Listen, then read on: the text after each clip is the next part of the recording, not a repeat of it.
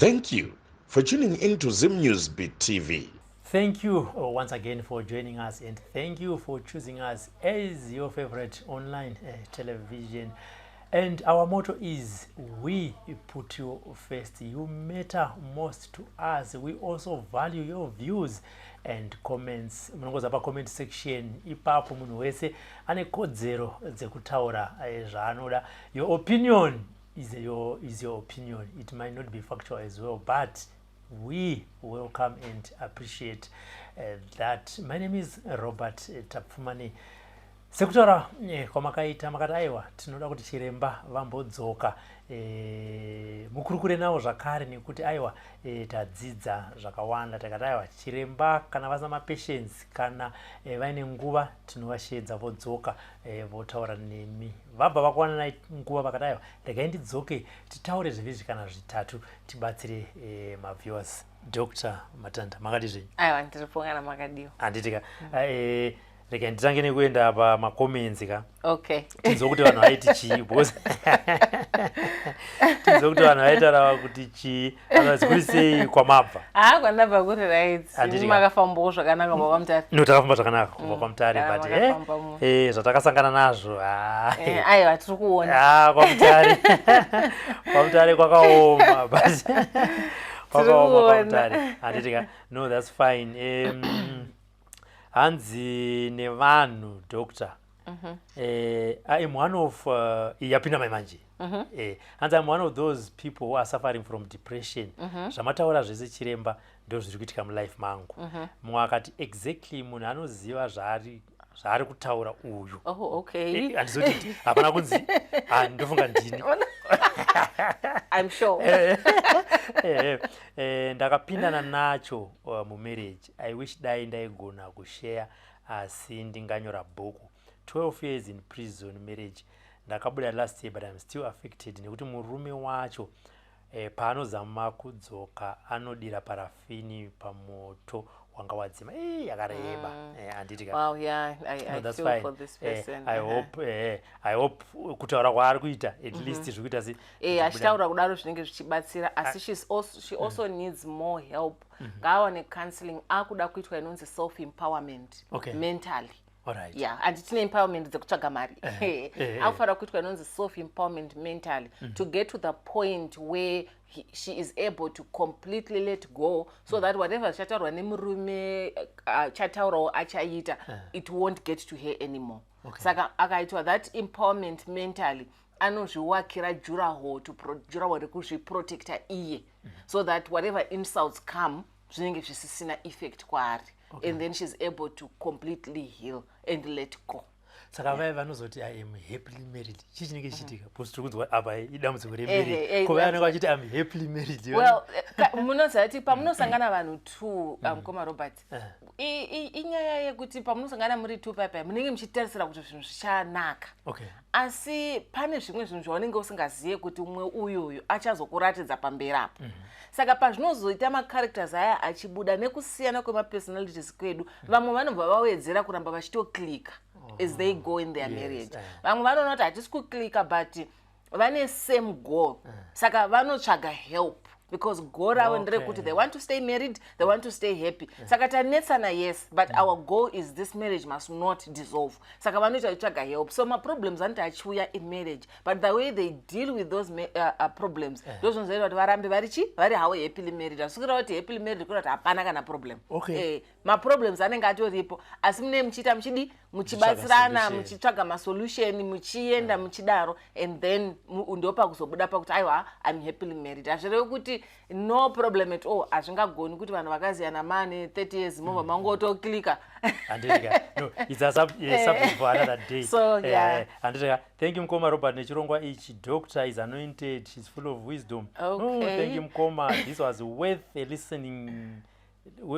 listening. Ndateerera kusvika yapera. This woman is God sent. Ndabatsirikana ndiri kunyika ino izere chirwere ichi. Dai vanhu vari muno vateerera vanobatsirika. Thank you Mkoma RT. We need this every week. Okay. Well, as long as I'm available, as schools every week, maybe data kutaura among my topics besides mental health, even though it's a very big topic. But well, I'm here. I'm very willing to taura. It's okay. Yes, about 100 comments, but well, that's it. I'm going to feedback from. That's but fine. Doctor, the reason why we are here today, to mental health. Was tichita some comments kubva pastori yaAbe pakabuda nyaya dzakaita saidzodzo. Then we were also talking about what Abe went through. He also mentioned nyaya mental health. Let's put that aside. Tozonyatsoitaura iri ega. Because one ini manzisirwo akatisiyana-siyana. Ari scientific, ari spiritual. So I know kuti ipapa in as much as people will be listening, very spiritual, one of our people vachitayewa doctor vadaisa but I'll be happy kuti vacho vanenge vachitaura ka because vanenge vaine ma opinions avo. They can also call me, you also sit down so that they can also change. That's true. That's true.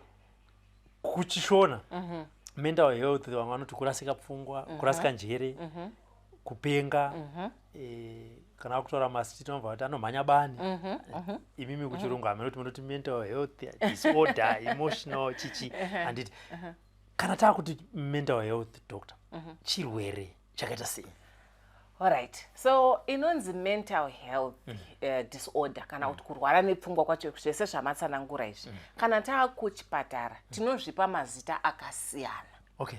Saka tinototanga tagara pasi nemunhu chatangowirirana ndezvekuti pfungwa dzemunhu hadzisisiri pakanaka. Ndozvatatanga kuwirirana izvozvo. Pfungwa dzemunhu hadzisisiri pakanaka. Zvadzisisiri pakanaka chirwere chake ndechei. Saka isusu semachiremba manje tozogara nepatient iya pasi. Tinemubvunza yatinovhunza, anodii, anodya here, anotsvaira here, ari kuzviitira tsvina here, ari kuzviunganidzira marara here, achida kugara zvemarara, kunonga zvemubhini, ari kudii, tichibvunza zvese izvozvo. Ane madrugs here, ari kuputa here, anomwa doro here, ane madrugs aari kutora here, ane zvese zvote tichibvunza, tichitsvaga kuti pamadiagnosis ese ema-mental health problem, munhu uyu ari kukwana papi. Kana taona paari kukwana, ndo pazvinozotibatsira kuti tichiwana menje kuti treatment yake toifambisa sei nekuti matreatment acho akadii akasiyana. Saka ndichitanga kudzokera kumashure kuti mental health munhu wese anotombori nepanonetseka pfungwa dzake. Elizabeth ane pakatombonetseka kuti paanenge achiti handine stress, ndine pressure, pfungwa dzako dzine padzinotombonetseka. So hatingati kune vanhu vekuti 100% anambobvira akaita mental health problem. Antika because kana chingoti mental health problem kungoreva kugadzikana kwechinyi kwepfungwa. Saka pane pamwe pane zvakatomboitika zvakangokanganisa kugadzikana kwepfungwa dzako. Saka zvinongoreva kuti tese takatombopfuurawo neipapapo. Kana ndo patitori. Pamwe ndo patitori. Tadaro manje pane vamwe vanozo ruzhinji rwedu haro tinozokwanisa kuzviita sei kuzvikurira kunetsaka kwepfungwa kuya tozodzokazve panzvimbo yatinenge tiri kuti pfungwa dzadii manje dzagadzikana. Saka ava vanoita zvima episode havasiwo havo vatingati varwere because they have that mental capacity yekuita sei yekubuda kubva pazviri. But kune vamwe vanhu manje vasingazokwanisi who need help. Right. Then kune vamwe vanhu vari prone kuva ma-mental health patients. Kune vanhu vari prone vakarerekera kurwara nechirwere chepfungwa. Tinotangira kuti tsvage kuti akarerekera kudaro ndeupi. Pane zvimwe zvirwere zvepfungwa which run in families. Saka munhu paanouya tinotomubvunza, kumhuri kwenyu kune here anomborwara nepfungwa? Kumhuri kwenyu kune akambozvisungirira here? Because kutoita munhu hama yakazvisungirira kutoreva kuti unotori neka risk factor kari mauri. Saka toda kuziva kuti kuna akambozvisungirira here, kuna akamborwara nepfungwa here. Izvozvo zvinotibatsira kunzwisisa the family aspect. Ndiri ipapapo ndoda kubata utano hwepfungwa hwemadzimai akazvitakura. Kana wakazvitakura, mental health status yako unoipa kumwana. So that's a very big factor. Saka vana mai vakazvitakura ndinokurudzira kuti zamai nepese pamunogona kuchengetedza utano hwepfungwa dzenyu. musaregere zvinhu zvichinyanya kukutsamwisai zveku depression iyaya. Mai vane depression during pregnancy mwana wavo is bound kuzoita futi depression achinge akura. Saka paipai pane mai panenge vakazvitakura paipai vanopa ndingati vane zvavanotopa kumwana zvichaaffecta character yemwana. Saka kana mai vakazvitakura vaya vasiri kugona kunge vane utano hwepfungwa hwakanyatsoti chechetere, zvinoaffecta mwana. Panozokura mwana anogona kuzotanga kuitawo character yakada kutoita seyamai kana kutoti itori worse than what the mother was. Saka tinichikurudzira kuti kana takusvika panguva yekuita pamiri, kungoti isusu hedu kunoko kashoma kuita yatinoti prenatal counseling. Prenatal tinongoziva antinatal kuti munhu ane nhumba kunonyoresa. Tikashoma kuita yekuti ndiruda kuita pamiri, rega ndimbonotanga ndakanseliwa ndisati ndaita pamiri. Saka kashoma kuzviwana kuno, vashoma vanhu vanozvinzwisisa izvo kuti zvakakosha. Usati waita pamwiri, chimbowanawo counseling yatoti prenatal counseling, unzwisise kuti kutakura mwana zvinorevei. Nekuti iyo nhumbu yacho pachezvayo inogona kutokukanganisa futi nekuti mahormones aya ari everywhere zviri kuitika mauri. Saka pamiri pacho ipapo panogona kutokuaffecta futi. Saka prenatal counseling yakakosha usati waita pamiri, munzwisise mese baba namai varuda kuita mwana, mobva manzwisisa kuti jeni yatoda kufamba iyi yakaita sei, yakamira sei. Then tinenge tichikurudzira futi kuti kana maita marital problems wanai kugadziriswa nevanokwanisa kugadzirisai paine nguva. Nyaya yekugara mumamarriage ari toxic nekuti maybe une mwana 1 wongoti ndakugarira vana ndikugarira mwana wobva wozozvariswa mumwe wechi2 newechi3 asi uchivazvarira muenvironment yekuti pfungwa dzako hadzina kutombomira zvakanaka, zvinogona kutozoaffecta vana ava number 2 number 3 and in the end zvozoaffecta futi even uyu wacho uyu aripo uyu. I think there was one comment I saw munhu akomenda achiti inini mwana wangu akatonetseka kutaura because anga asvikawo patime yakada kuita seya Abi yekuti akungonyararawo because ari kufila kuti ndiri kutaurirei apa ane kamwana kaanoswera nako pamba. So because mai arungoswera akanyarara mwana angoswera akata sei akanyarara mwana akatozoita makore akati asati agona kutaura. Saka ndichiti tsvagai help, wanai kwamunobatsirwa. Kungoti ndiri kungoshingirira kugarira vana, dzimwe nguva kugarira vana kwachoka kurutokuvadza vana vacho futi. Saka zvinhu zvinogadzirisika ngazviite sei, ngazvigadziriswe. And ndoda kukurudzirawo kune hama especially vakaita saana tete, hanzvadzi dzevarume kana kuti zvakaita ana tete hanzvadzi yebaba vemukadzi vanounzirwa maproblem nevanhu vakaroora hama dzedu.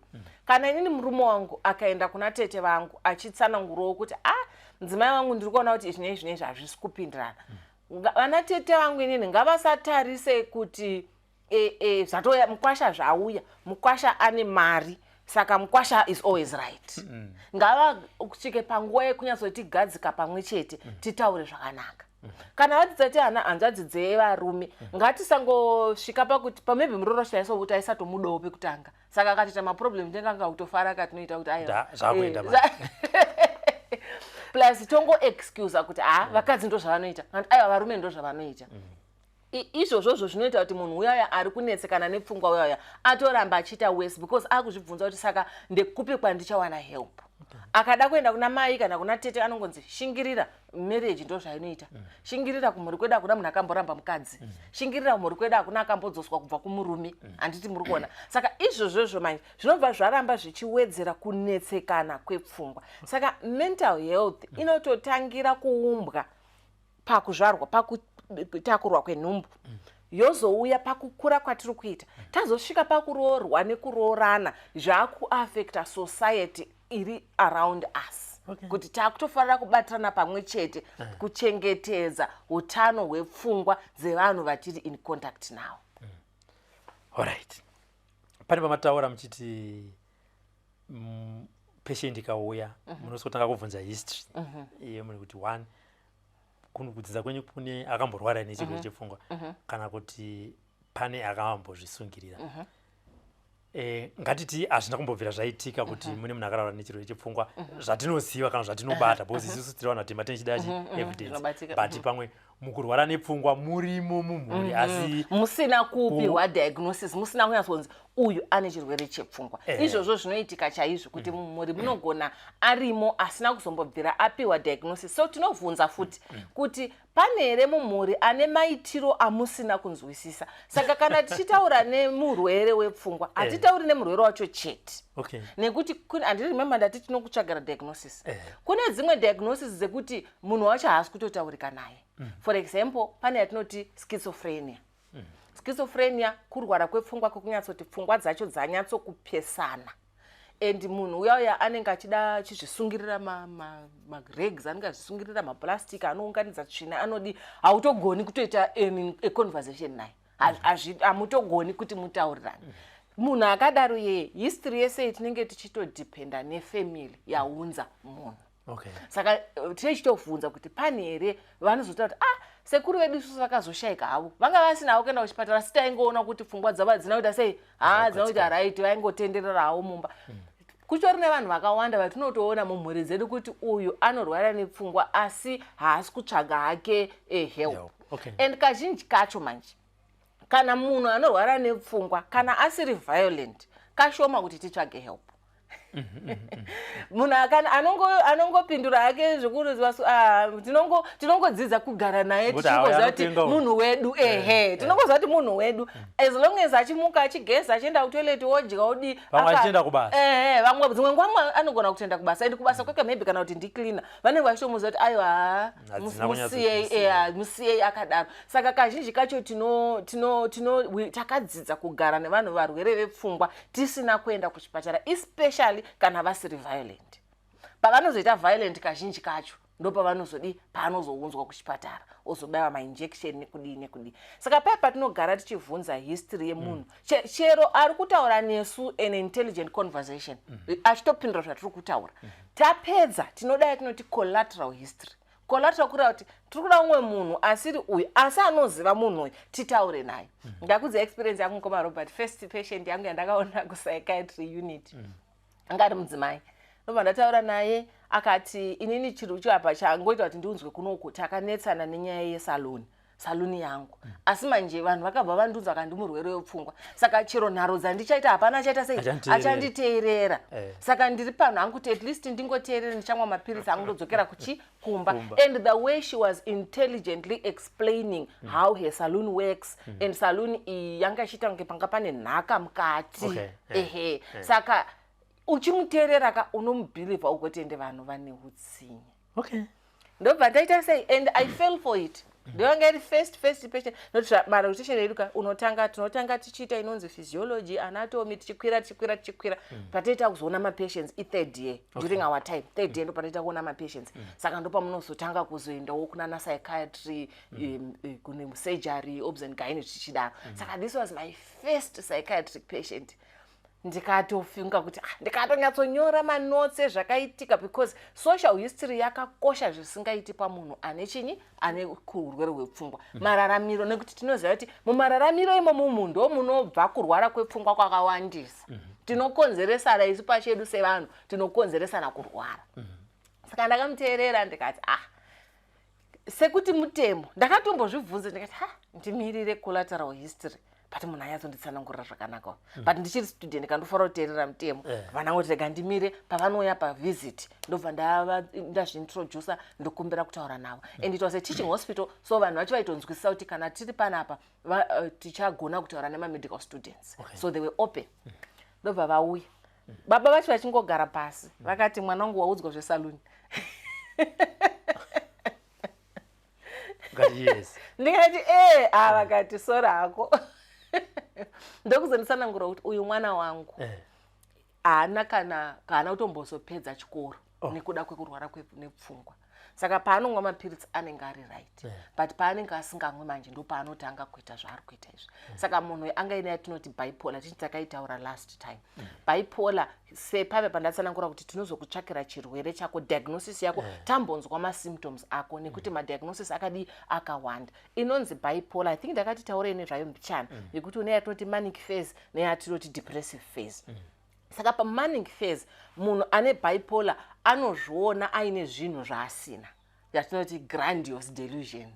Anozvinzwa ari munhu mukuru chaizvo, anogona kukudza kuti ndiri, anotokudza kuti ndini zvese zvinde zvangu izvi. Kwaari atori convinced nekushanda kwepfungwa dzake. And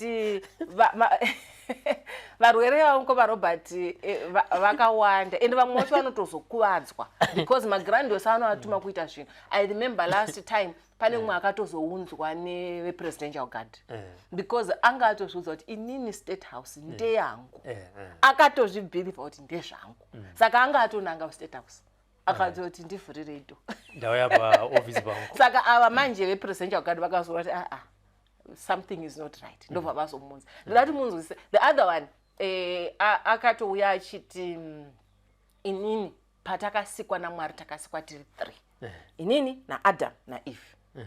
Saka tiri 3 kudaro, Adam ndakamuudza kuti asaite musikanzwa, ndobva aita musikanzwa, ndosaka tadzikiswa panapa. But inini haina problem, saka inini ndichitotaura naMwari because inini handamboita musikanzwa. Adam naEve ndovega vakaita sei, vakaita musikanzwa. Kwaari atozvibhilivha kuti ndine masimba.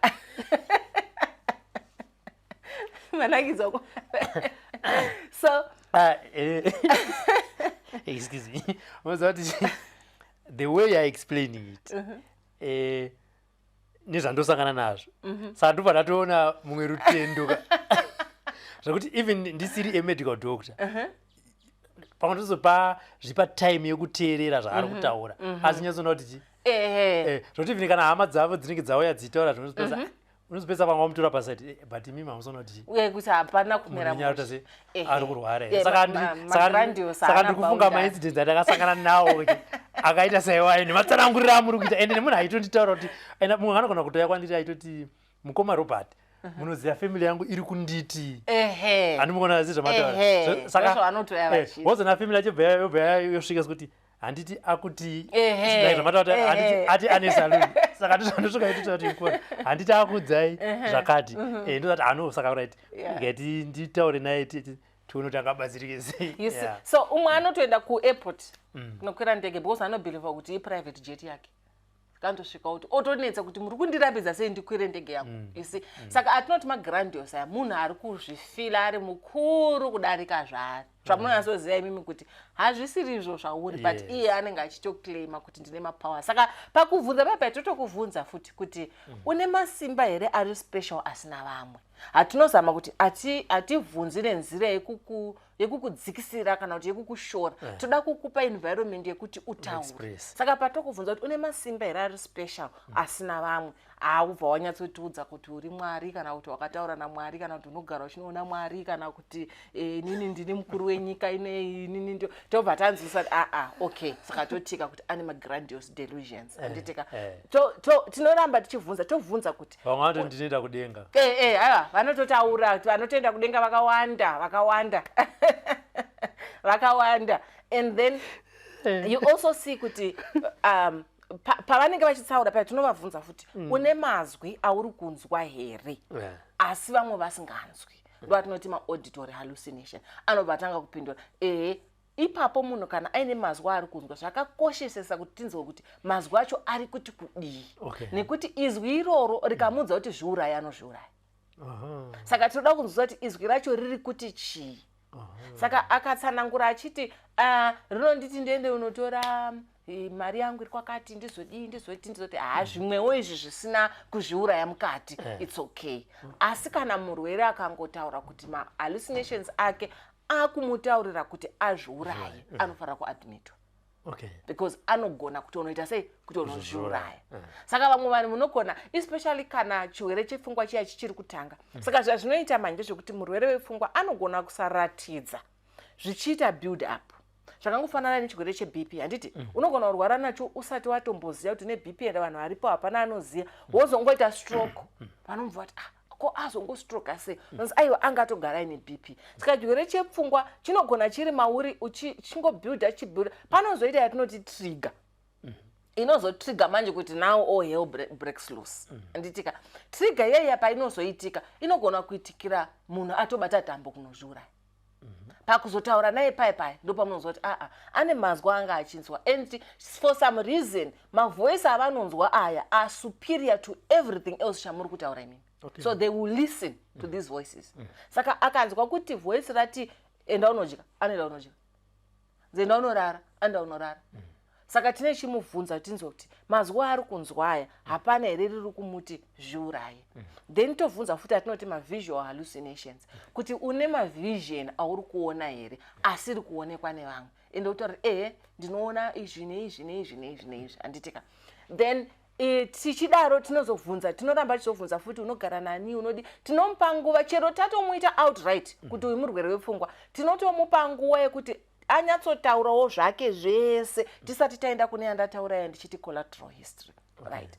Saka ndinoda kutsimbirira kuti kazhinji kacho vanhu vaiva tinongoti tichingomudi hayo anorwara uyu hayo anopenga uyu ngatiwazamei kuvatsvagira help vanyatsoonekwa pavari kukwana chaipo just before we just cancel them outright lingoti haiwa murwere wepfungwa ndizvo zvongazvipere zvakadaro. Ndinotaura pasuicide. You mentioned it.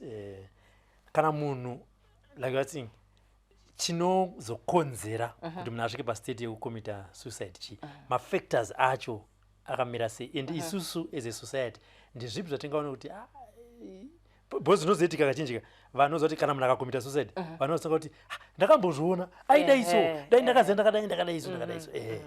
Saka kucommita suicide kune mapoints akawanda anogona kuzopesvika munhu acommita suicide. Yekutanga ndoiya ndokutsanangura yemurwere wepfungwa ane mavoice aari kunzwa voice yaro mutenda unoita sei unozviuraya. Second ndoyatakataura last time yedepression. Depression mugumo wacho ndewekuti ndinoraramirei. Nekuti munhu anenge asvika pane yatoti major depressive disorder ndakataura last time iyaya kuti wasvika pakudzikisirwa pfungwa kusvika pekupedzisira hauchaoni any other way out and iwo unofila kuti ndirelieve pain iri mandiri rega ndingozviuraye zvipere. Saka ndo chimwe ichocho chinoita sei yoda munhu azvura and iyo yedepression ikazhinji ndiyo inozonzi nevanhu ndakatomboona naye akatanga kunyarara akatanga kungogovera zvinhu zvake akatanga kungoda kufa handina kumboziva kazhinji kacho kuzviuraya kunenge kwabva padepression. Then totora munhu haasi depressed munhu uyu atori nemunhu wekuti kumashure kwesoko pfungwa dzake dzadziri right but ozoita sudden challenge yaanotadza kudhila nayo. Just a sudden challenge yauya and ashaya kuti ndotaura nani umwe. Ndoda kupa example pane vai vanonzi vakalikisa manudu manudu akakalika pamwe anga achita bonde akatorana video ikalika munobva azviuraya. Kana kuti zvaizvikunzi pasocial media mona mazuva ano vanhu vakunzi abatwa nechikomba obva aiswa pasocial media achitorwa mapicture asina kupfeka achidi nechikomba chacho achisvereredzwa achidi. That's a sudden challenge yekuti yes anga asiri murwere wepfungwa kumashiroko but this sudden challenge yakonzeresa kuti munhu aite se azviuraye. Padepression neapa pamasudden challenges apa ndo patinouya isusu as a society we are each other's keeper. Tiri mucommunity for a reason. Ani munoziva kuti kwaiva nemutauro wekuti mwana anorezwa necommunity handitika. Mai vapo vakati iwe usabe, vapo vakati iwe usanyepe, umwe wakati iwe pfeka zvakanaka, umwe wakati community chingoba mwana arezwe zvakanaka. Kana tiri mucommunity ichiri kuvhaliwa hunhu neupenyu hwemunhu tinofanira kufunga tisati taita zvati kuti tichengetedze umwe wedu. Saka kana kuri kuti tabata munhu ari abatwa nechikomba adi kamwe yake yake kuti anotofarira kunyara chete kanogona kusvika pekuti atozviuraya nekuti anyara kusvika pekupedzisira handitika kusvika pekupedzisira. Saka as a community tinongofanira kufunga so tisati tangopressa forward nekuti chinhu chiite viral. Especially these days. Zvekuitisa zvinhu viral zviri kukonzeresa kuti vanhu vapinde mudepression, vamwe vasvike pakuzozviuraya that sudden challenge yekuti haachaziye kuti odi. Just recently, about 2 days ago, I think I met a man akazviuraya on Twitter because akatorwa picture. Apparently he was masturbating in his car. Someone took a video akaiposta achibva angoona video anenge asina kuzviona kuti ari kuonekwa. And then handinyatsozii background yestory kuti chaiva chokwadi chachirichi, but word that went out was abatwa ari mumota make, and then he just killed himself. Saka isusu as a society, and society yanhasi mukoma Robert yakunetsa nenyaya yesocial media. Management yesocial media inonetsa. Also nekuti social media yanemarika. Saka munhu anozvifila kuti iye akazozviuraya ndezvake, as long as page rangu inini raita sei rakura, you know. Then some people vanoita sekutoti vanototsvaga kutotokonya vamwe for the sake yekuti page riite sei rikure. Then itouya even kumaraini. Pane zvimwe zvinogona kuti vanhu vazviuraye nemabatiro atinenge taita nyaya. Kukanganisirana kwakabvira kuriko kubvira kare nekare. Asi pane matongerwo aiitwa nyaya kana vanhu vaita sei vakanganisirana zvaichengetedza unhu even wemunhu akanganisa wacho. Recently I also saw video imwe yakatenderera. Apparently pane mukadzi yakaita chipfambi nomumwe murume, and then vakabva vabatanidzwa pamwe vakatanga kurohwa. Pane vanhu netuvana twakati chingorowawo ipapo, and vaitaura chindau vanhu vacho. Language yavo kutell kuti vanga vachitaura chindau. So it should have happened somewhere in Chipinge there. I don't know sure where. So wapedza kufambiswa pajekerere mukadzi mukuru uchirohwa uchidii uchirohwa netuvana wakashama vakangokavhawo kungomeka sure kuti pakahwanzika pakafwa. Asi kufumuka kwakadaro kunogona kupusha munhu to the edge. Vashoma vanoti nyaya inotaurwa ichipera, manje kune kwabuda imwe vanenge vatondikanganwa and they move on. Vashoma vamwe vanozogona kudaro. Saka kuzviuraya kunogona kuuya that sudden challenge, and isusu as a community we have a place to play. Uyezve kana isusu tikaona kuti hama yedu yafumuka, tisu tiri padhuze, because social media really we can't control what people post. Mukaona kuti chiremba vafumurwa vaiswa, even mukoma Robert munongotorawo foni yenyu muti chiremba ndaona video zvenyu but ndoda kungotaura nemi, don't worry, ndiri kusvika ipapo manje kana ngoti ko ndiri kunoko don't worry, zvinoitika. Even munhu asina kukumbira counseling, munhu akaona kuti people who support me in as much as zvinogona kuti hey but ndazoita sei, ona ndatonyadzana namukoma Robert vese but anoziva kuti I've been accepted, ndine someone andi-accepta, zvinomubatsira. Saka isusu patinoona hama dzedu dzafumurwa pasocial media, ngatisabva tatozvidistanceawo kuti hatinesuwo totofoona kati topopota kuti iwe chii ndochinyadzisa. Tinofanira kuziva nguva yekutsiura. Tinofanira kuziva nguva yekutsiura. Patime iyoyi pazvaitika mandiona nudhu rangu riri uyapa pazvaitika ipapaka hapasipo pekushandisa kuti hanzi imbwa inoroverwa payabira. Hapasipo pekunzi hanzi munhu ngaaroverwe paakanganisira. Munotomboita out of your way because upenyu hwangu hwato mumaoko enyu. Munomboita out of your way kutombondisapota pane zvandiri kuita izvezvi. Ndichadzikama, imimiwo modzikama, then mamazondidaidza manje monditi apa zvakafamba sei, modiscussa muona way forward. Saka time yacho hanzi you don't kick a man when he's down. Nditika saka pakutsiurana pedu nepako ngatiwe ine support system inobatsira, especially pahama. Nekuti dzimwe nguva shamwari dzimwe dzinobva dzatongokusiyawo ipapo. Ukama ushamwari pamwe hauna, pamwe vamwe avo vane ushamwari hwakasimbawo. But isusu sevanhu vari museko, kana taona munhu anyadziswa, especially viral video epasocial media, ngatiitei reach out. Then pane mamwe masudden changes anogona kukonzeresa kuti munhu azviuraye, zvisiri hazvo zvasocial media, zvinofanana nekupererwa nebasa. Tirangopera huna kana plan wochidii. Some people vanobva vaita sei vazviuraya. Then kozoita vamwe vekuti kusevana vechikoro maresults haana kubuda zvanga achitarisira. Obva atongofunga kuzviuraya. Kune vamwe kubirwa chaiko kuti mari yese yaklinwa out, anogona kutanga kutobva arwara. I remember time pane time yakatanga muZimbabwe kuchinja mari, I think pakatanga kuchinja US Zimbabwean dollar. I think time yakanzi kucancela mazero or something. I remember that time. Pane munhu akangomuka mari yake semubhengi isisipo yadyiwa nerate. Kunzi yes rachinjwa ranzi radi. This man angari managing director of some company. Akatoita mental patient yekutotaura yega musango kutofamba kutoderereka chaiko kutobva atopenga zvekutobva atoshayiwa kutoita patient yekutonzi ato psychiatric patient. Saka pakusotora nehama dzachindopata kanzvisa zvazvaitika was a managing director anga nemari yake yakawanda yaanga achengeta in US dollar form. Kwaranga ati ndo chaizvo zvandakwanisa kuita zvinondibatsira. Then all of a sudden nekuchinja kwemarate kukanzelwa mazero zvazoti zvikazodi mari yabva yangu angosona ndatosara ndisisina chino pana overnight and he couldn't take it. Saka izvozvo zvakaita sezvo ndo zvimwe zvinhu zvinogona kutuma munhu kuti abva asvika pakuzviuraya. Some situations we will never know and hapana mubatsiriro watanga tichaita. Asi some situations ngatione kubatsira. Tikangozwa kuti hama yedu yadzingwa basa all of a sudden and mimi upenyu hama yenyu munotohuziva kuti saka kana yadzingwa basa what will happen.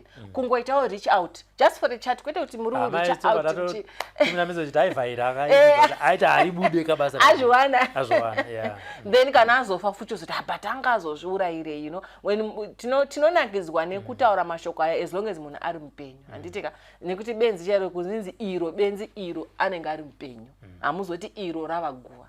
Handiti saka kuchengetedza upenyu chinhu chakakosha. Ngatingoitawo reach out patitakwanisa ipapapo. Tongoitawo reach out tobatsira munhu kuti pfungwa dzake dzimbodzikama. Aite take that deep breath. Ozotanga kufunga kuti saka basa racho zvarapera ndochidii. Saka mari yangu zvayatoenda ise ndotangira papi.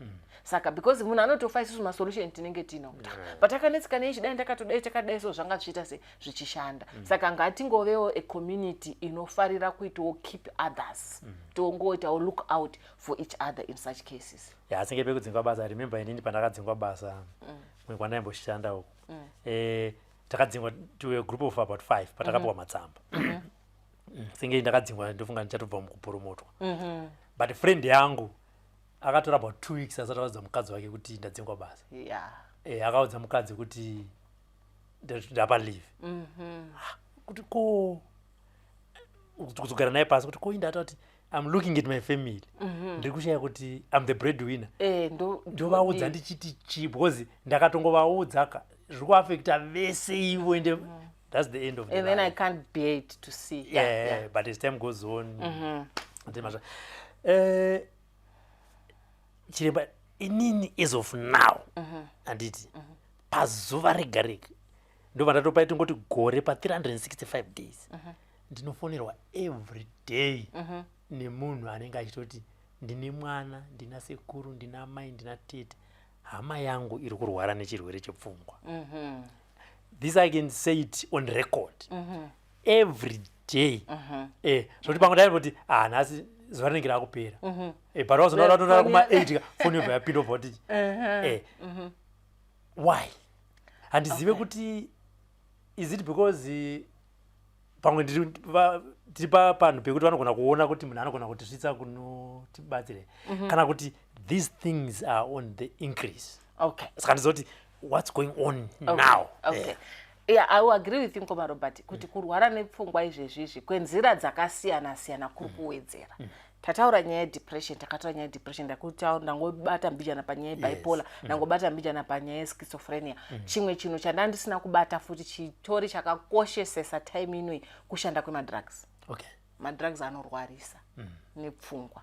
Vanhu vemadrugs ndo vanoita magrandiose vaya kuti iye haana kana sende asi anozviona achidrive Lamborghini. And madrugs anoparadza. And kana chiti madrugs ndiri kuincluda nembanje. Vanhu vanobhema mbanje vanofunga kuti havasi kubhema drug. Vanoti iheb.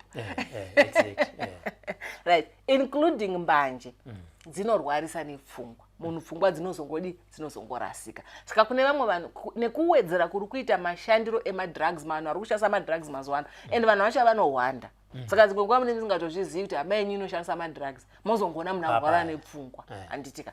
So zvinhu zvese izvozvizvi zviri kutowedzera. One zvinowedzerawo because population iri kuitawo sei? Iri kuwandawo. Muvillage mava muine vanhu 20 muine munhu 1 arwara nepfungwa. Mane vanhu 150 mane vanhu 6 varurwara nepfungwa. Kuwedzera kuri kuita population, kuwedzera futi kunoitawo incidence yezvirwere izvi. 2, ma-stressors ari kuwanda tichikura zvatari muna 2025 watiri unoyu. Mukatarisa zvinhu zvaistressa kumashure nezvaakustressa izvezvi zviri kusiyana. Anditika ma-stressors ari kuita achiwanda. Chechi3, community yedu haisisiri as zvanga zviri kare. Kare community yanga ichishanda, hakuna munhu aifa nenzara kare. Hakuna aifa nenzara. But izvezvi tanyanya kuva ma-individuals. Mwe naumwe ari kuzvionera.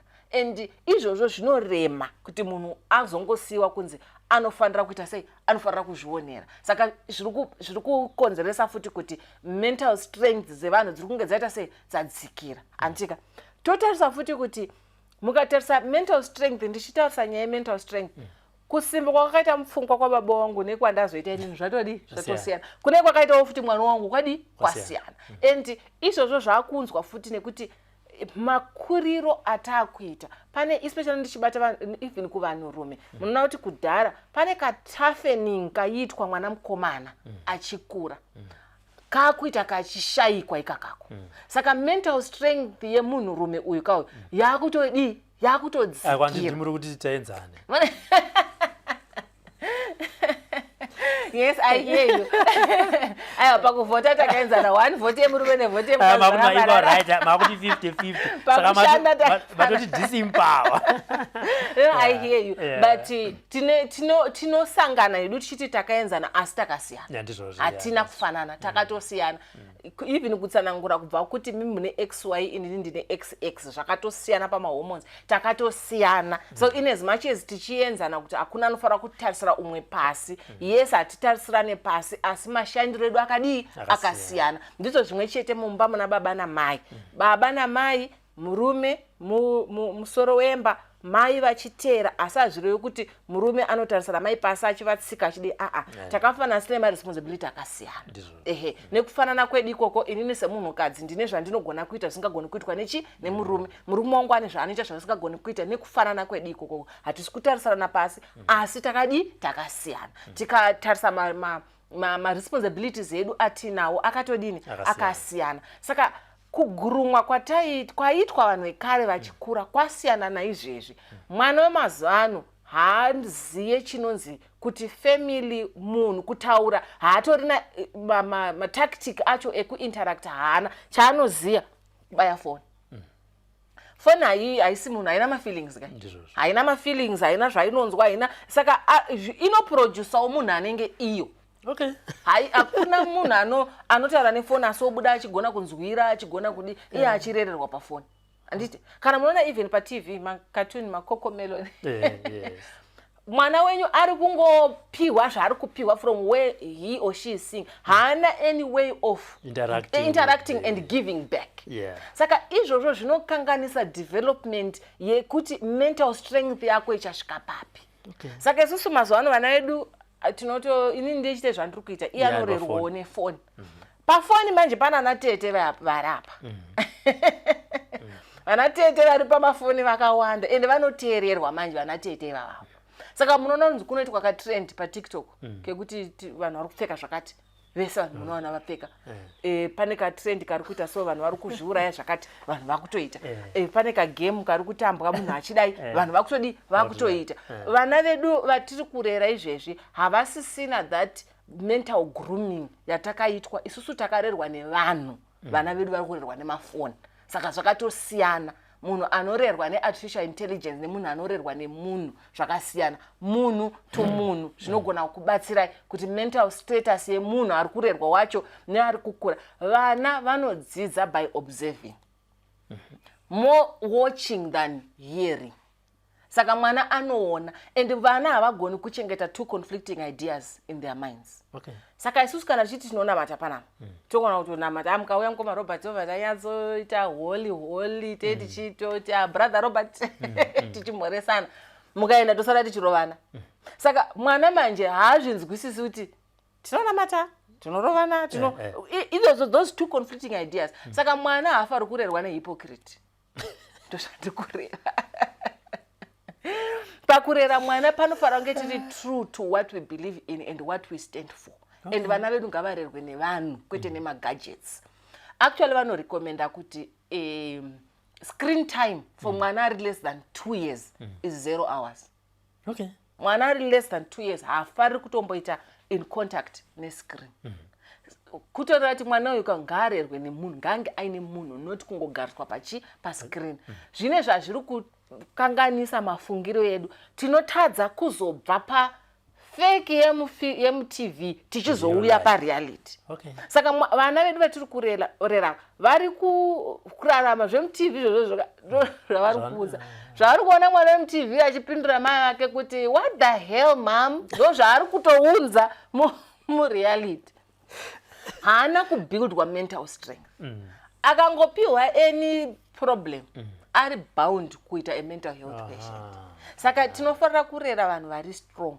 Varume vana vedu vanakomana vari kurerwa ngavarerwe nenzira inobuilda men, proper men, kwete varume vakutengesa wai yacho usara vakuda kuitawo xx. And this I'm very serious about. Our society needs, as much as I've seen in my little experience, I believe our society needs kudzokera pane training yekuti a man becomes a man, a woman becomes a woman. Even though tichiti takafanana, that mundibate kuti handisi kuti ngatidzose kuti tava nemarights tese, inini nemi tine marights akafanana zvisiyene kuti murume uri mukadzi. Ipapo hatisi kuti ngatidzose, asi ngatimirei pamaresponsibilities edu akasiyana. Everyone must be trained properly in this society, but that training manje haibvi pamagadgets. Inotobva nekunge ndichiinteracta nemunhu. Ameona kana pari pamba ndine kamwana kangu ka 6 years kamukomana. Kumba kuya kwandachikudzai kwatiri kunyowani kwakwe. Kwakuchivakwa kuchididi, you see him achiteedzera. Anotozviona kuti ava ndo vamwe vakafanana neni. Even though he's 6 years, anotozviona kuti ava varume ava ndo vakafanana neni, handina kufanana namama. Saka pande ndiri uko anoita achienda achitotora foshoro. You could see him actually edeka video achifoshora achidi achiona. Mukatarisa inini samai ndine moyo wandinawo usina kunyanya womasereke. I'm a woman. Imimi sababa mune moyo wenyu wechirume. When you now raise this child, ndikaona zvamuri kuitira mwana mimi ndokona kuti muri kuitira mwana utsi. But imimi as a man who loves his child, mune michona kuti aiwa, it's necessary for me to train my son this way. Saka ndiri kuti ngatidzokei pakuti vana vedu vatrainwe nevanhu, not nemagadgets, tichisimudzirana kuti mwana akure achiona machallenges in life. Pane mumwe aipatoko achiti mwana akauya kwauri usanyanye kuoffer masolution, imbomubvunza kuti saka wati tiite sei. Anouya achiti I'm bored. Chimomudza kuti saka wakuda kuita sei since uri bored? What do you think? Magetsi akaenda TV yadziva. I'm bored. So akuya achikuti I'm bored. Chimbomubvunza kuti saka tiite sei mwanangu? Zvauri bored, what do you think can work? And ndida kukurudzira abereki kuti dai maimboziva kuti vanhu tunoda sei kuva outdoors. Vanozvida fanire kuva outdoors. And imwe problem solving inodzidzirwa outdoors. Because ari kunze akabayiwa anoziva kuti munzwa ndinogadzirisa sei, hapasi pese panongochemwa, panongotsvagwa mama, hapasi pese itoto tunhu tunoita kunge tunhu turi insignificant handitika, but zvinhu zvatakatokura tichoziva kuti aiwa problem unotosorova. Pane dzimwe dzavaitonamatira kuti dai ndangosorova dzipere dzisasvika kumba, because zikasvika kumba kutanga ukanofudza mbudzi dzikadya mumunda mevanhu waitoshaya kuti ndinotoenda zvangutoti ndinozva ichikusakurerai kuti musaudze. That's problem solving. Saka tichikura tichirarama outdoors tichida we learn problem solving tactics dzisingadzidziswe muclass. Saka kana vana vedu tichibva tanyanya kuti let's close out all danger from them, they never learn how to solve problems. Akabuda panze akadi mukukumba kwangu kwamusina kuzosvika kunyowani kwake kwakazara mashoshe panze. Nini kwedu kwamutatu ati mamasi tunoruma tunoruma you know, my kids have to find a way. Handingafambi ndakabereka vanhu ya DS hapana kuti atize they have to find a way yekuzoti ndikafambisa stereki hatundirumi kana ndikatora majomba amama ndikapfeka so ndikafamba anenge akandisvikirawo saka handisei handirumwe. They have to find ways of solving such little problems in life. Saka mwana we ari kurerwa nemunhu anotogara achidzidza ma-problem solving tactics. Pamberapo panozouya dambudziko, it's easier for this person to sit and think and say, but apa ndopasorova sei. But kana nyaya yake irongoti kana magetsi aenda tenga isola. Ndione kuramba ndichiona zvandiri kuona. Haana practical yaari kuona. Kuona theory yakatosiyana nepractical. Ndikakuratidza kuti keke rinobhekwa sei paTV apo ndobva ndangokuratidza munoti this is simple ndakunozviita. Pakuzonomeasure paipa usati papa pachidi apo pazo. Mazo pamwe pacho matedzera zvese robva radona. Ushati saka chichaitika. Saka you also learn to solve problems. Ndo saka zvichi experience inoti ubhadharwe mari kana wane experience. Tikamira apo chiremba akandidzidzisa inini kureva kuti by now anenge akuma 40 years experience. Anditika neni ndine how many years since 2008 experience yangu ishoma. Pane zvimwe zvinhu chiremba iye zvakugona kusolva kwete kuti zvirimo mutextbook but zvakauya through chinyi experience. Experience as experience is the best teacher. Anditi saka ngatibatsirei vana vedu vaite experience ye problem solving. Pamberapo achadzingwa basa asina kana anything, but sekuti munhu akatorerwa pakugona kusolva ma-problems zvichagona kuita sei, zvichagona kubatsira. Ndingati maybe muchidimbu ndo summary yandingape kuti 1 population yedu yagara yakuwandawo saka vanhu vanorwara nepfungwa vakuita sei vanowanda. 2 depression iri kuitika society haichabatsiri. 3 kukura kwedu isusu mental status yedu haisisiri as strong, hatisisiri oriented to solve problems. Taakungoti problem ikauya kufa ndo solution kana kuti pfungwa dzobva dzatokanganisika nekuti pauya problem. It's not exhaustive, but for now ndingangoti this is what I can contribute kunyaya kuti varwere vepfungwa vari kuramba vachiwedzera. So I just don't know how out of interest you can respond to this. Vanhu vanorwara nechirwere chepfungwa kana kuti mapenzi anoda kuenda kunopengera pamashops kana muroad achingofamba. Izvinezvi pane edition futi yekuti vamwe vakupengera pasocial media. Zviri open and clear. Zvine chekuita hawo kuti pane vanhu ndovada kupingira ipapo.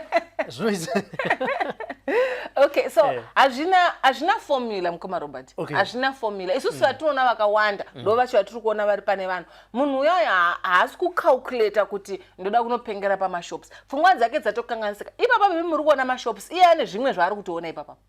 Ane zvimwe zvaari kuona zvaari kuita vanhu achifamba murodhi achidi ane kwake kwari kufunga kuti ndoda kutoenda. Izvezvi otopinda murodhi odi ofamba. Ane pfungwa dzake, it's in a different world than us. Saka zvimwe izvozvo zvinoitika. But ndoda kutaura futi kuti pane vamwe vasingatodi manje kuonekwa. Haatodi zvekuonekwa nevanhu. Haadi. Akatoona so anobva atowanda zvokuti kana even kutoti abudwe naye auye kwachiremba vanenge vatoita weku imwe haatodi kana munhu anosvika padhuze naye. I remember ndakatomboita imwe patient akanga azopuwa pamiri amenowo kuti angamuitisawo pamiri ndiani. Kune kamwe kamyth kariko sokuvanhu kekuti unofanira nebenzi zvinhu zvako zvinokuita sei. Wow. Suppose vanenge vachiti the brevity or the courage yekuti nemushonga handiti onzi enda unorara nebenzi, it's very difficult, but if you can conquer then it's a story for another day, but it's not love, it's not ayo kune vamwe fine, but kazhinji of the stories that I have met. Wow. Okay, so uyu munhu akawana akamumitisa, obviously anotombozika nonzi amumitisa wacho ndiani. Ndobva asununguka mwana uya. Saka paakangotanga kurwadziwa vakaona kuti kurwadziwa ndobva vamutakura naye kuhospital, but because ari mulabor pain haagoni kuita nhara, haagoni kudii, ari in pain, ndobva anodeliver mwana wake zvakanaka, ndobva anzi akuchinonyoreswa birth whatever. But abva adischarge wakamapaperwork achizoitwa zvamuchizoenda mumabirth mwana anditi anenge ato kuclinic ukazvara nhasi zvakanaka mangwana alright wakutoenda kumba, zvimwe zvinozotera zvozotera kumashure. Asvika kumba manje aizviziva kuti uyu mwana wangu, but machengeterwo emwana and aisada munhu padhuze pake and aisada munhu anobata mwana wake. Saka ati kana akubuda manje zvakupenga kwega kwakuti ngaabuda afambe obvisa mwana wake mupaperback. kufamba naye ari pabheki zvokuti achasuffocate achadi. Saka muri kuona kuti iye kwaari ka zviri kutofamba maitiro azvakatoita ndo atori normal. Imimi ndiri musiri kutofunga mushe muri kuda kumuti akupei mwana wake sei. Saka pavakazomuita Lu kuti auyiwe naye that time tatiri paannex kuti auyiwe naye vaitomupromisa toda unotenga chii toda unodii. Saka iye anozvona kuti ndiri kutopinzwa muannex ndobva asvika akagadzika pabhegi yake pasi. And then I tried pakaita hondo ndopandakaona risonzira mama dzacho chiremba ngatobata ibaba apo matonedzana ndopacho pasiri kutoda. Saka pakuzonzi chiuya kumutaudza kumudi pakuzomuti apinde munenge mine matauriro amunoziva kuti munoita nemurwere pakuzongoti adai so hama dzacho ndopa dzakakwanisa kubva dzanyakura mwana iye ndobva azonopuwa mainjection ake and then we admitted her. Isi saka zvekungoti vari kuwana paneva ivo vanenge vatori nezvavari kutoona vari ipapo pamashops ndoitori nzvimbo yacho yaari kuda. Umwe haatodi zvachose anoda kutosvikarira ariko akatoona vanhu anotodi anototiza. Saka kuaffectka kwepfungwa kwakasiyana siyana. There is no formula yekuti tingati uyu X achaenda mumashops uyu D achaenda kuwe Okay, so I know you want to rise somewhere and as we conclude how best can these people be assisted? Because tinema approach yedu kuvanhu yavo yakasiyana. But at the end of the day chiripo ndechekuti munhu ari kurwara nechirwere chepfungwa anofanira kurapiswa kuti apore. Saka isu sevanhu vari kuteerera so tingaite sei kuti tibatsire munhu ari kurwara nepfungwa? Hazvinei kuti ari pastage ipi, pamwe tiri kuzvinotisa, pamwe tatozvinyatsozvigamuchira kuti Robert ka anorwara nepfungwa vangabatsirike sei vanhu vakaita sei? Okay, medically kwese kune any medical institution anogona kuendwa naye munhu iyeye. And tine ma-specialized psychiatric institutions ari kwese, hakuna kwaasiri. KwaMutare kuriko, kune uku, kune Annex, kune Harare Hospital, kune Ingucheni, kune kwakawanda kunobatsirwa vanhu vanorwara nepfungwa. Any government hospital vanhu ivavo vanogona kuendwa navo vonoonekwa nachiremba vobatsirwa. So medically access to help is there. Kuprivate futi variko, we have ma-private psychiatrists vamwe vanenge vaine murwere wavo anorwara nepfungwa asi havadawo kuti aite government patient. We have private doctors who are psychiatrists vanokwanisa kuita sei vanokwanisa kutibatsira. Even kujeri chaiko kutori napsychiatrists anenge ari assigned kuti vachitaura nevanhu because these people vanogona kucommitawo crime but tozoona kuti aiwa akacommita crime but haasi in the right state of mind. Saka medically help is there. Ngatiendei closest clinic, closest hospital. You don't need to go straight to the psychiatric hospital. Actually kutozoenda psychiatric hospital unenge watomboassesswa first wozoendeswa. Saka first point of contact ndekuti chimbosvika pachipatara pacho chimboonai kuti maita sei masvika naye.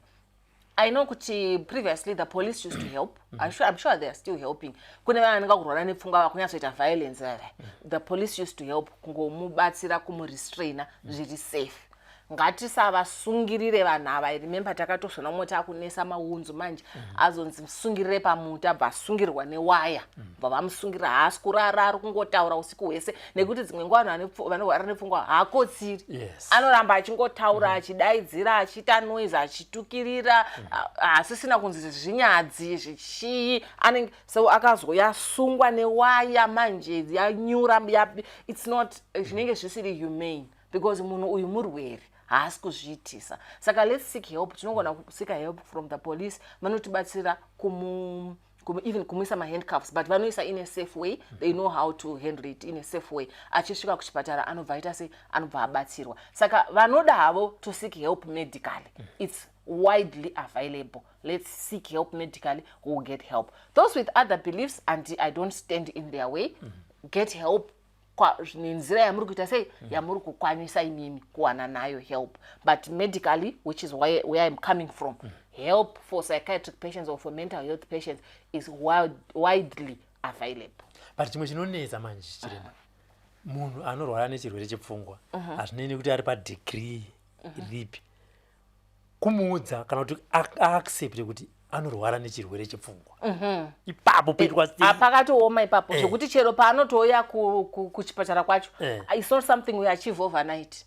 Remember last time ndakatsanangura nyaya yeinsight yekuti munhu ari kumbonzwisisa here kuti ari kurwara nepfungwa. Chekutanga ndechekuramba kuti handirwari nepfungwa. Zvakafanana nezvidhakwa, makambona zvidhakwa zvinga zvinobvuma zvakadhakwa. Azobvuma mangwana unzi waita ndakadhakwa zuro. So iyo ndo part yekutorwara kwacho. Yekuti anotoramba kuti anorwara itori part yekutorwara kwacho. Mukazoona masvika pekuti munhu akubvuma kuti I understand nechirwere chepfungwa so ndikamwa mapirisi angu pfungwa dzangu dzinogadzikana, toita kutomuendesa kuoccupational therapy, munhu yeye akutoprepare to go back to work. But vakawanda vacho ipapo pakutoenda kuhospital handimbokupromisei kuti kune magic dzatinoita osvika nekutobvuma no. Icho zvozvo kutoramba kwacheko. Kune vamwe vanotomwa mapirisi epfungwa asi musoro mavo tofunga kuti mapirisi eBP. Because mimi mune muchiona kuti anomwa odzikama. It's fine. Saka iye anenge achimwa mapirisi ake arumwa mapirisi eBP. Mukatara nyaya yekurwara nepfungwa kwaari anoramba. And kune vamwe vanhu vakamborwara nepfungwa vakaadmitwa vakapuwa mapirisi vakutuziva tumapirisi wete. Saka anogona kutoramba kuti iri ndoriziva harisi. Saka atori ma-challenges atitori nawo even in the medical field. Atori ma-challenges because insight kana iri poor, munhu achiramba kuti handirwari nepfungwa inini, chero kumwa mushonga wacho kunoita sei kunonetsa. And Doc, your last words to the viewers. Okay, ndokutenda vadiwa vatariri, ndinotenda ma-comments mamwe ndakatotarisa, mamwe ndichingotarisa futi. Kana mine mibvunzo specific questions, I'm sure mukatumira mukoma Robert will be able to address those specific questions. Ndokutenda nekusupporta chirongwa, murambe muchisubscribe nekuona mental health iri topic iri sensitive and topic yakatenderedzwa nemystery, especially kune isusu vanhu vechivanhu vemuno muZimbabwe. Kashoma kuti titende kuti munhu anorwara nepfungwa as a medical condition. Kazhinji kacho tinototenda kuti pane zvimwe zvaitika first before it becomes a medical condition. Handisi kuramba kuti kune zviri spiritual zvinogona kuitika kumunhu orwara nepfungwa, asi zvakakosha kuti taona munhu ari kurwara nepfungwa, let's also try to help this person medically.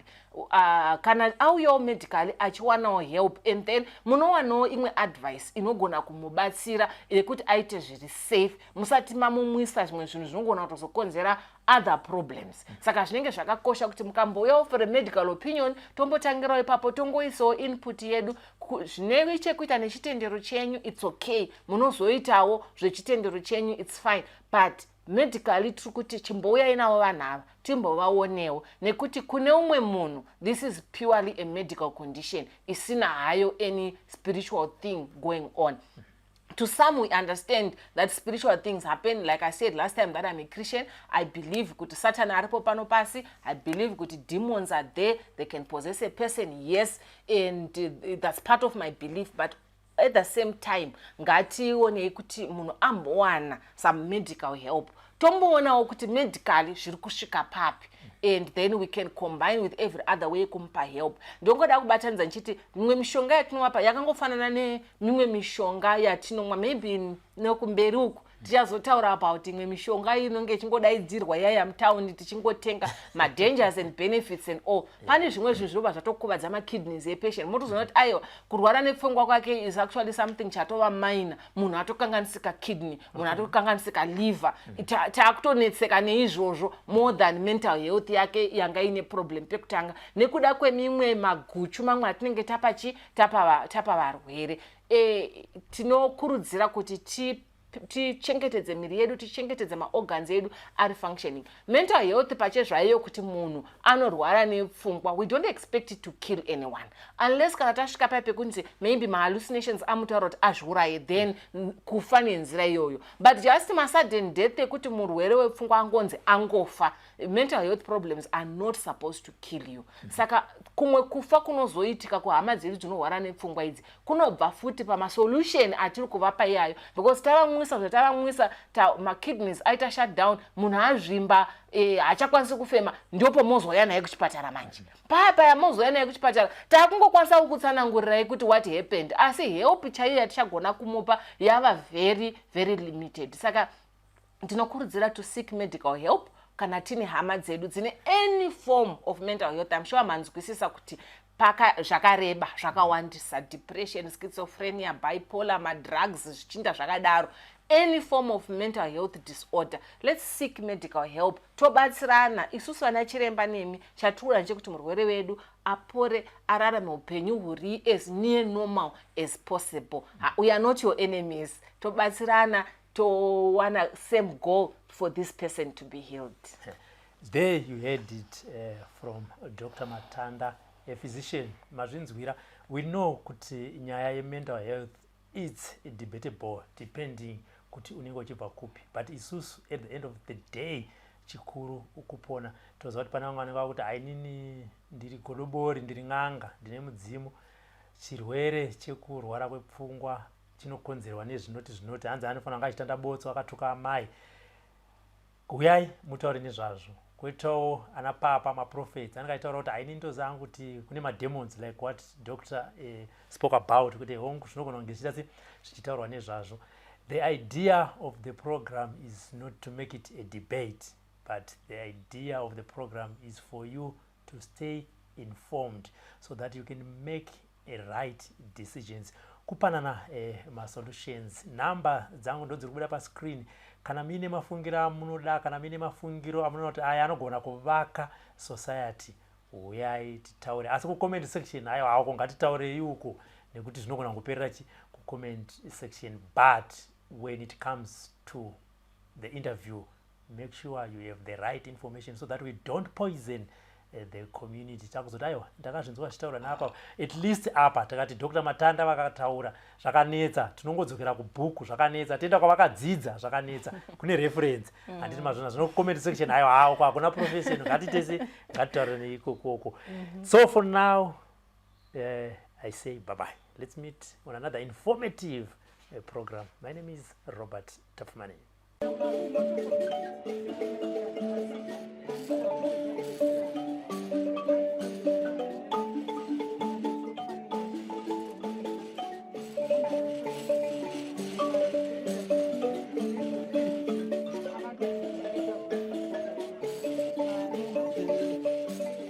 Thank you for tuning in to Zim News Beat TV.